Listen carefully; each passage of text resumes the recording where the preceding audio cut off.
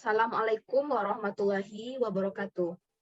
Halo semua, perkenalkan saya Nia Kurniati dengan NIM 190331117 dari jurusan Fisika Program Studi Pendidikan Fisika. Baiklah, kali ini saya akan menjelaskan mengenai hukum Pascal dan keterkaitannya dengan topik kebencanaan. Nah, adapun yang akan kita bahas yang pertama mengenai KD, indikator, dan tujuan pembelajaran. Yang kedua, deskripsi mengenai hukum Pascal.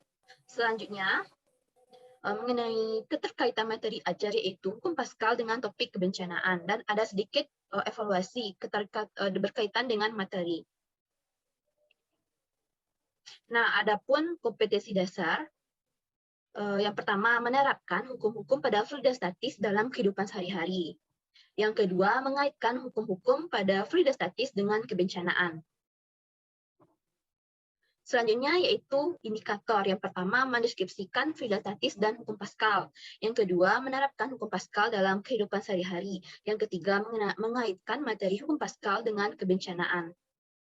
Selanjutnya, tujuan pembelajaran. Adapun yang hendak dicapai, yang pertama, dapat menjelaskan mengenai pengertian fluida statis. Yang kedua, menjelaskan bunyi dari hukum Pascal. Yang ketiga, menerapkan hukum Pascal dalam kehidupan sehari-hari.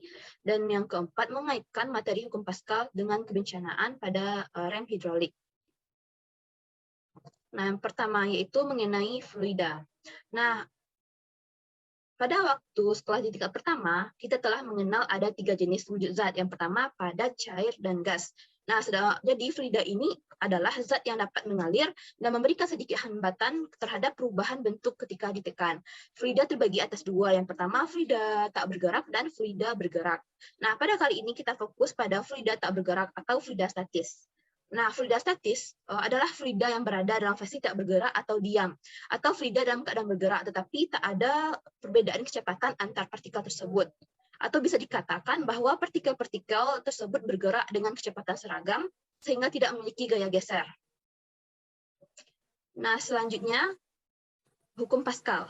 Hukum Pascal merupakan salah satu hukum fisika yang menyatakan bahwa tekanan yang diberikan kepada zat cair dalam ruang tertutup diteruskan sama besar ke segala arah. Ini adalah prinsip Pascal. Sebagai contoh sederhana dari aplikasi hukum Pascal, adalah dongkrak dan rem hidrolik. Adapun persamaan dari hukum Pascal yaitu P1 sama dengan P2, di mana P adalah tekanan. Rumus tekanan yaitu F per A. Jadi F1 per A1 sama dengan F2 per A2. Nah, lalu F1 per F2 sama dengan D1 per D2 dikuadratkan, di mana F adalah gaya, sedangkan A adalah luas penampang. Selanjutnya kita akan membahas mengenai keterkaitan hukum Pascal dengan topik kebencanaan. Nah, pada gambar terdapat sebuah kecelakaan yang terjadi di sebuah jalan yang berkelok-kelok di sebuah bukit. Kecelakaan dapat terjadi karena apa saja? Salah satunya karena rem yang tiba-tiba tidak dapat berfungsi dengan baik. Rem hidrolik atau yang dikenal dengan rem cakram adalah salah satu jenis rem yang digunakan pada kendaraan dan pembuatannya menggunakan mediasi besi. Rem hidrolik memiliki pipa, di mana hidrolik yang bisa diisi dengan minyak rem, dan minyak ini dapat membantu dalam sistem pengereman. Pada bagian ujung pipa tersebut terdapat dua piston yang disebut dengan piston tebal dan piston cakram. Piston pedal ditempatkan berdekatan pada rem dan piston cakram ditempatkan dengan ban untuk melakukan pengereman pada kendaraan. Setiap rem menghasilkan gerak yang stabil dan bisa membuat kendaraan yang melaju menjadi berhenti dan tenang. Rem cakram ini sangat baik sebagai salah satu langkah pencegahan kecelakaan. Dan dengan rem ini, kendaraan akan terhindar dari berbagai kecelakaan yang berbahaya. Baik, sekianlah penjelasan saya mengenai hukum Pascal dan keterkaitannya dengan kebencanaan. Nah, ada sedikit soal evaluasi yang dapat kalian kerjakan untuk lebih paham mengenai hukum Pascal dan keterkaitannya dengan kebencanaan.